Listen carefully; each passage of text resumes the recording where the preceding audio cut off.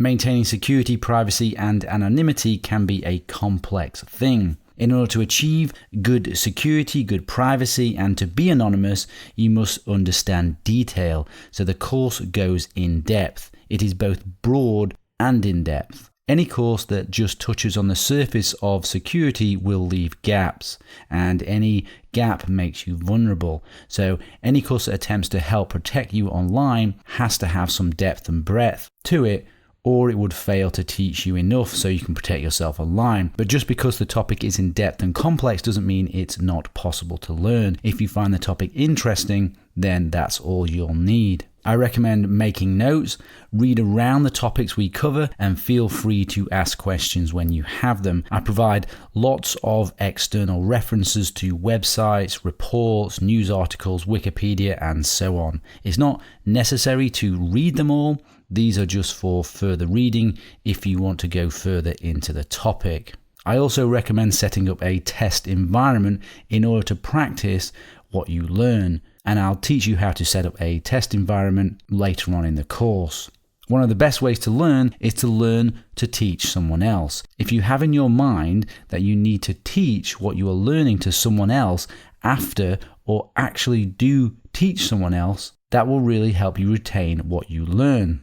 According to a psychology report, learners retain approximately 90% of what they learn when they teach someone else, or if they use it immediately, which is why I recommend you learn it from the perspective that you're going to teach someone else or actually teach someone else, and you set up the test environment so you can use these things immediately. This is not a course for you just to watch and listen and then forget. This is a course for you to actually learn and then be able to practically apply.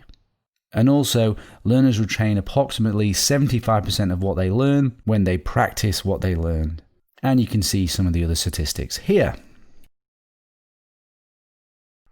There are many referenced items in this course, and most of them are free. I've made an effort to make sure that they are free, but you may want to purchase additional software, hardware, and services that are discussed in this course. An example could be you want to buy a VPN, or you want an email service, or you want to buy a hardware router, or you want to pay for a virtual machine, and so on. Although it's absolutely not necessary to buy anything to understand this course, I'm just letting you know that you may wish to make additional purchases after you learn certain topics, and I have no affiliation with any of the products that are discussed in this course. They are only what I recommend or what are required to know about in order to understand the topic. I cover different operating systems on the course, and it may be you never have any intention to use a particular operating system that I'm talking about. When I am talking about a particular operating system, I make it clear most often in the title,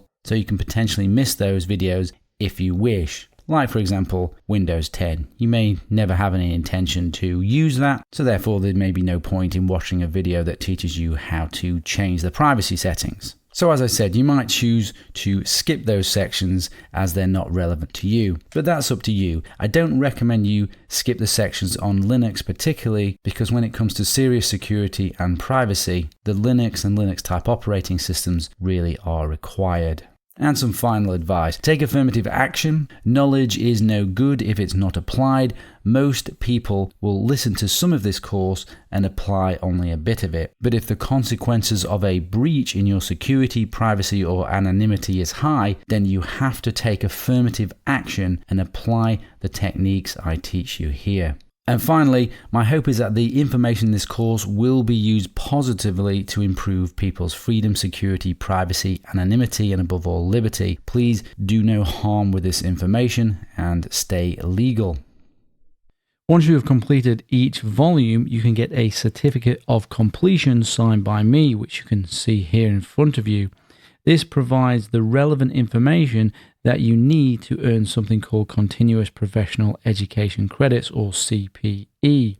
These are the qualifications that you might have now or you may wish to get in the future, such as Security Plus, CISP, CISA, CISM, and so on.